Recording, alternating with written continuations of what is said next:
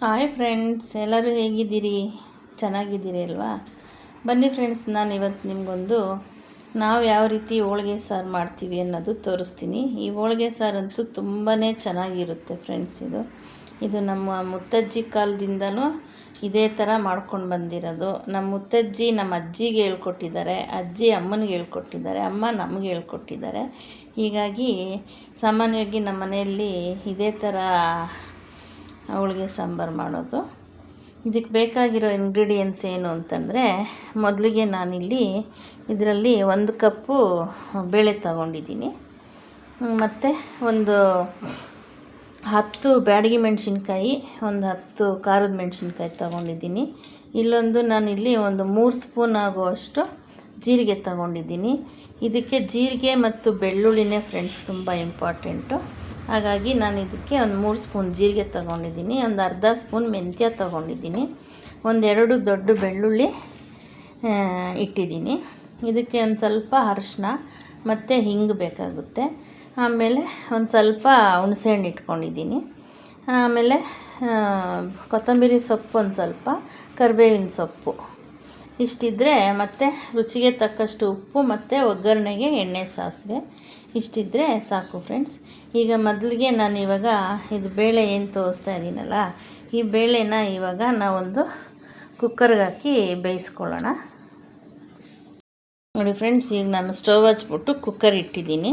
ಮೊದಲಿಗೆ ನಾವು ಇದಕ್ಕೆ ಒಂದು 2 ಗ್ಲಾಸಷ್ಟು ನೀರು ಹಾಕ್ಕೊಳ್ಳೋಣ. 2 ಗ್ಲಾಸ್ ಅಥವಾ 3 ಗ್ಲಾಸು ಹಾಕ್ಕೋಬೋದು.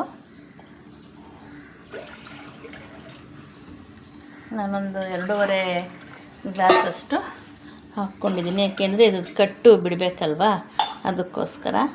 ಈಗ ನೋಡಿ, ನಾನು ಈಗ 1 ಕಪ್ಪು ಬೇಳೆ ಹಾಕ್ತಾಯಿದ್ದೀನಿ. ಇದಕ್ಕೆ ಸ್ವಲ್ಪ ಅರಿಶಿನದ ಪುಡಿ ಹಾಕ್ಕೊಂಬಿಡೋಣ. ಈಗ ಒಂದು 2 ವಿಜಿಲ್ ಬರಬೇಕು, ಹಾಗೆ ಕೂಗಿಸ್ಕೊಳ್ಳೋಣ ಫ್ರೆಂಡ್ಸ್. ಇದು ನಾವೀಗ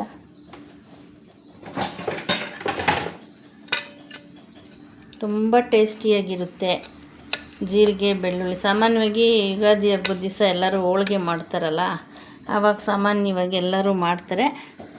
ಕೆಲವರೆಲ್ಲ ಇದಕ್ಕೆ ಈರುಳ್ಳಿ ಟೊಮೆಟೊ ಎಲ್ಲ ಹಾಕ್ತಾರೆ, ನಾವಾದರೆ ಅದೆಲ್ಲ ಹಾಕೋದಿಲ್ಲ. ನೀವು ಒಂದು ಸಲ ಈ ಥರನೇ ಸೇಮ್ ಮಾಡಿ ಟೇಸ್ಟ್ ಮಾಡಿ ಫ್ರೆಂಡ್ಸ್, ತುಂಬ ಚೆನ್ನಾಗಿರುತ್ತೆ. ನೋಡಿ, ಇವಾಗ ಕುಕ್ಕರ್ ಇಟ್ಟಾಯಿತು. ಒಂದು 2 ವಿಜಿಲ್ ಬಂದರೆ ಸಾಕು ಫ್ರೆಂಡ್ಸ್.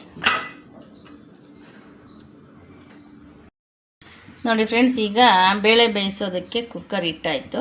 ನೆಕ್ಸ್ಟು ಇವಾಗ ಇದರಲ್ಲಿ ನಾವು ಕೊತ್ತಂಬರಿ ಸೊಪ್ಪು ಮತ್ತು ಕರಿಬೇವು, ಹುಣಸೆಹಣ್ಣು ಬಿಟ್ಟು ಎಲ್ಲ ಇಲ್ಲಿರೋ ಐಟಮ್ಸ್ ಎಲ್ಲನೂ ನಾವು ಎಣ್ಣೆಯಲ್ಲಿ ಹುರ್ಕೋಬೇಕಾಗುತ್ತೆ. ಬನ್ನಿ, ಈಗ ನಾನು ಬಾಣಲಿ ಇಟ್ಕೊಂಡಿದ್ದೀನಿ, ಸ್ವಲ್ಪ ಆಯಿಲ್ ಹಾಕ್ಕೊಳ್ಳೋಣ. ಅಷ್ಟಾದರೆ ಸಾಕು, 1 ಸ್ಪೂನ್ ಆದರೆ ಸಾಕು ಫ್ರೆಂಡ್ಸ್.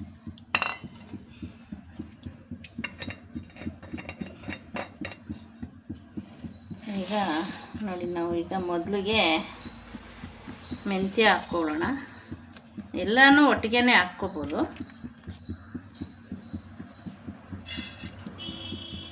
ಮೆಂತ್ಯ ತುಂಬ ಚೆನ್ನಾಗಿರುತ್ತೆ ಘಮ. ನೋಡಿ, ಈಗ ಮೆಂತ್ಯ ಆದಮೇಲೆ ಜೀರಿಗೆ ಹಾಕ್ಕೊಳ್ಳೋಣ.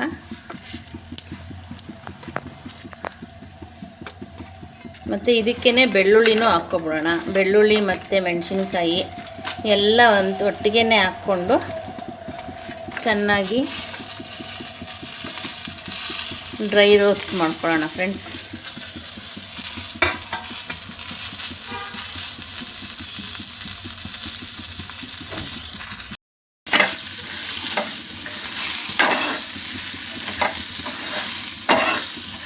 ಇದೆಲ್ಲ ಸ್ವಲ್ಪ ಹಸಿ ವಾಸನೆ ಹೋಗೋವರೆಗೂ ಹುರ್ಕೋಬೇಕು. ಯಾರ್ಯಾರು ವಿಡಿಯೋ ನೋಡ್ತಾ ಇದ್ದೀರೋ ಎಲ್ಲರೂ ಸಬ್ಸ್ಕ್ರೈಬ್ ಮಾಡಿಕೊಂಡು ನೋಡಿ ಫ್ರೆಂಡ್ಸ್. ದಯವಿಟ್ಟು ಹಾಗೆ ಒಂದು ಲೈಕ್ ಕೊಡೋದು ಮರಿಬೇಡಿ ಫ್ರೆಂಡ್ಸ್. ಒಂದು ಲೈಕ್ ಕೊಡಿ. ಇನ್ನು ಮುಂದೆ ನಾನು ಒಳ್ಳೆ ವೀಡಿಯೋಸ್ ಎಲ್ಲ ಮಾಡಿ ಹಾಕ್ತಾ ಇರ್ತೀನಿ ಫ್ರೆಂಡ್ಸ್.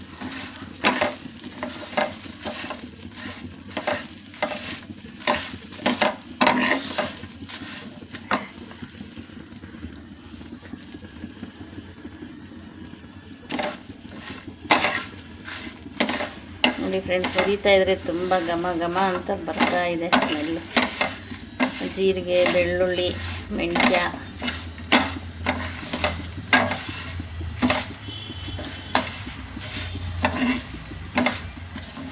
ಇದು ಹೋಳಿಗೆ ಮಾಡಿದಾಗಲೇ ಮಾಡಬೇಕು ಅಂತಲೂ ಏನಿಲ್ಲ ಫ್ರೆಂಡ್ಸ್. ಆವಾಗವಾಗ ಈ ಥರ ಸಾಂಬಾರು ಮಾಡ್ಕೊಂಡು ತಿಂದರೆ ಹೆಲ್ತ್ಗೆ ತುಂಬ ಒಳ್ಳೆಯದು.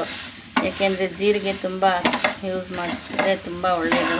ಹಾಗಾಗಿ ಇದಕ್ಕೆ ಜೀರಿಗೆ, ಬೆಳ್ಳುಳ್ಳಿ ತುಂಬ ಹಾಕ್ತೀವಲ್ಲ, ಹಾಗಾಗಿ ನಾವು ವಾರದಲ್ಲಿ ಒಂದು ಸಲ ಮಾಡ್ಕೊಬೋದು. ಬಿಸಿ ಬಿಸಿ ಅನ್ನಕ್ಕೆ ತುಂಬ ಚೆನ್ನಾಗಿರುತ್ತೆ.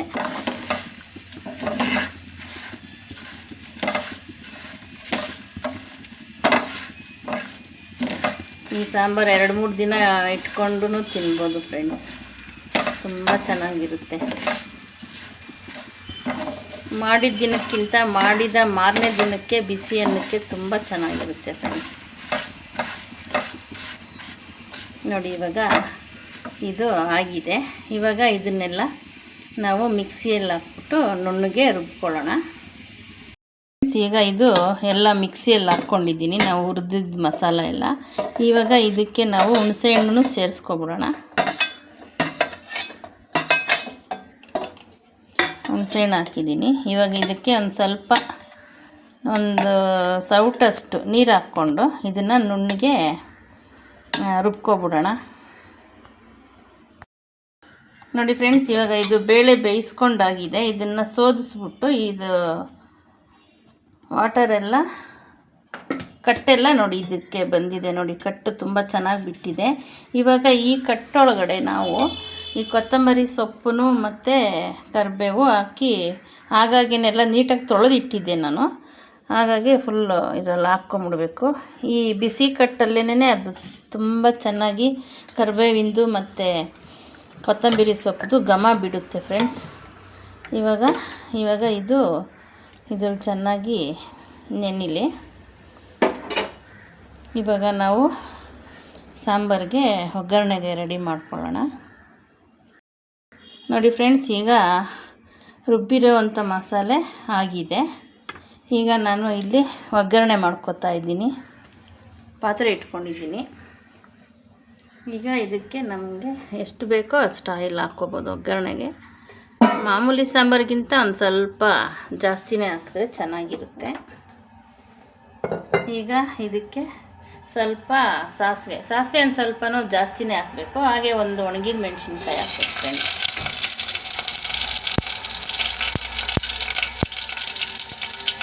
ಸಾಸಿವೆ ಚಿಕ್ಕಲಾದ್ಮೇಲೆ ಇದಕ್ಕೆ ಒಂದು ಸ್ವಲ್ಪ ಹಿಂಗು ಒಗ್ಗರಣೆಗೆ ಹಾಕ್ಕೋಬೇಕು. ನಾನು ಇಷ್ಟು ಹಾಕಿರ್ತೀನಿ ನೋಡಿ. ಇವಾಗ ಈ ಮಸಾಲೆ ಇದರಲ್ಲಿ ಹಾಕ್ಬಿಡೋಣ. ನೋಡಿ ಫ್ರೆಂಡ್ಸ್, ಇವಾಗ ರುಬ್ಬಿರುವಂಥ ಮಸಾಲೆ ಇದಕ್ಕೆ ಹಾಕ್ಕೊಡೋಣ.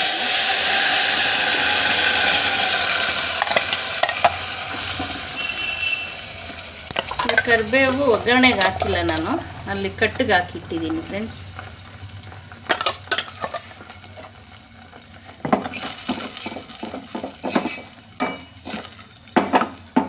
ಇವಾಗ ನಾವಿಲ್ಲಿ ಕಟ್ಟು ಇಟ್ಕೊಂಡಿದ್ದೀಲ್ವ, ಅದನ್ನು ಇದಕ್ಕೆ ಹಾಕ್ಬಿಡೋಣ.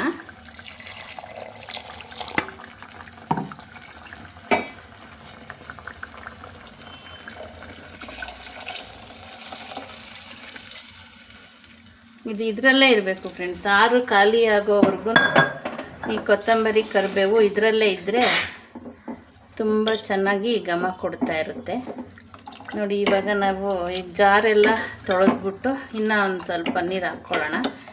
ಎಷ್ಟು ನೀರು ಬೇಕಾದರೂ ಹಾಕ್ಬೋದು ಫ್ರೆಂಡ್ಸ್. ಇದು ತೆಳ್ಳಗೆ ಆದಷ್ಟು ತೆಳ್ಳಗಿದ್ರೇ ರಸಮ್ ಥರ ತುಂಬ ಚೆನ್ನಾಗಿರುತ್ತೆ. ಮತ್ತು ಹಬ್ಬಗಳ ದಿನ ಎಲ್ಲ ಈ ಥರ ಸಾಂಬಾರು ಮಾಡಿದ್ರೆ ತುಂಬ ಒಳ್ಳೆಯದು. ಯಾಕೆಂದರೆ ನಾವು ಬೇರೆ ಕಾಳಿಂದು ಉಸ್ಲಿಗಳು, ಪಲ್ಯಗಳು ಎಲ್ಲ ತಿಂದಿರ್ತೀವಲ್ಲ, ಅದೆಲ್ಲ ಚೆನ್ನಾಗಿ ಈ ಸಾಂಬಾರು ಮಾಡಿಬಿಟ್ರೆ ಹಬ್ಬಗಳ ದಿನ ತುಂಬ ಚೆನ್ನಾಗಿ ಜೀರ್ಣ ಆಗುತ್ತೆ. ಈಗ ಇದಕ್ಕೆ ಉಪ್ಪು ಹಾಕ್ಕೊಳ್ಳೋಣ. ರುಚಿಗೆ ತಕ್ಕಷ್ಟು ಉಪ್ಪು ಅಷ್ಟು, ಇನ್ನೊಂದು ಸ್ವಲ್ಪ ಹಾಕ್ಕೊಳ್ಳೋಣ.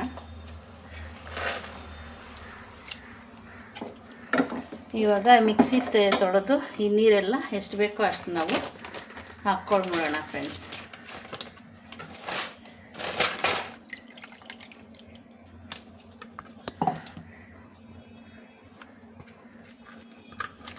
ತುಂಬ ಟೇಸ್ಟಾಗಿರುತ್ತೆ ನೋಡಿ, ಘಮ ಘಮ ಅಂತ ಇದೆ.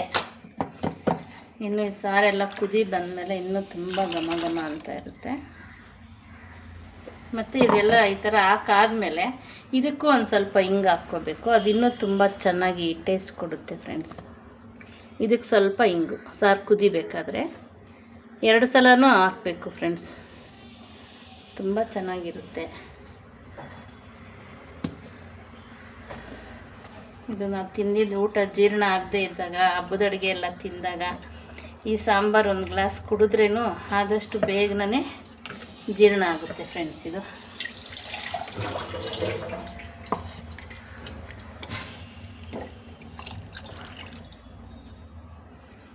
ಇವಾಗ ಇದು ಚೆನ್ನಾಗಿ ಕುದಿಸ್ಬೇಕು ಫ್ರೆಂಡ್ಸ್.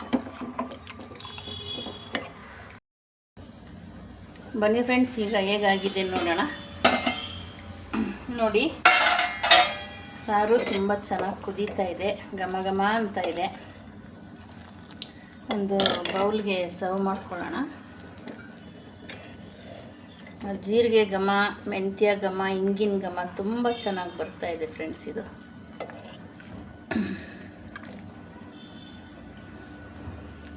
ಬಿಸಿ ಅನ್ನಕ್ಕಂತೂ ಬಿಸಿ ಅನ್ನ, ಬಿಸಿ ಸಾಂಬಾರು ಸೂಪರಾಗಿರುತ್ತೆ. ಮಾಮೂಲಿ ಊಟ ಮಾಡೋದಕ್ಕಿಂತ ಎಕ್ಸ್ಟ್ರಾನೇ ಊಟ ಮಾಡ್ಬೋದು ಫ್ರೆಂಡ್ಸ್.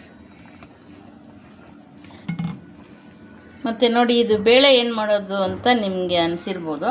ಈ ಬೇಳೆನ ನೀವೇನು ಬೇಕಾದರೂ ಮಾಡ್ಕೊಬೋದು, ಬೇಳೆ ಸಾರು ಮಾಡ್ಕೊಬೋದು, ಪಲ್ಯ ಮಾಡ್ಕೊಬೋದು, ಆ ಥರ ಏನು ಬೇಕಾದರೂ ಮಾಡ್ಕೊಬೋದು ಫ್ರೆಂಡ್ಸ್ ನೀವು. ನೋಡಿ ಫ್ರೆಂಡ್ಸ್, ಬಿಸಿ ಬಿಸಿ ಅನ್ನದ ಮೇಲೆ ಸಾಂಬಾರು ಹಾಕಿದ್ದೀನಿ. ಸೈಡಲ್ಲಿ ಕಲಿಸ್ಕೊಂಡು ತಿಂತಾಯಿದ್ರೆ ತುಂಬ ಚೆನ್ನಾಗಿರುತ್ತೆ ಫ್ರೆಂಡ್ಸ್. ನೋಡಿ, ನನ್ನ ಮಗ ಅಂತ ಇದ್ದಾನೆ.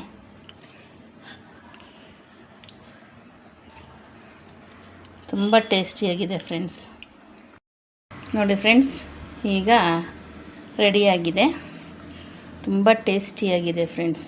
ನೀವು ಒಂದು ಸಲ ಮಾಡಿ ಹೇಗಿತ್ತು ಅಂತ ಕಮೆಂಟಲ್ಲಿ ತಿಳಿಸಿ ಫ್ರೆಂಡ್ಸ್. Thank you.